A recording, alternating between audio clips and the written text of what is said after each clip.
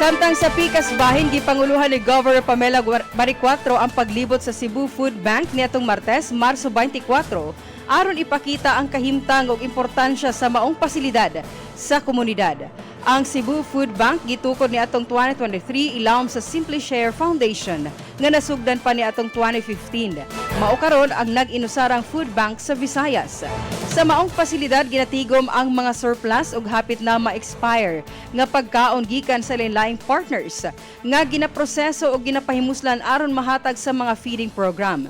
Padayon usab nga nagadawat og regular nga donasyon ang food bank gikan sa mga kauban nga organisasyon nga mo'y nagtabang sa pagpadagan sa ilang operasyon matag bulan. Gilauman nga mapalig-on pa ang ilang mga programa pinagi sa pakigtambayayong sa Cebu Provincial Government.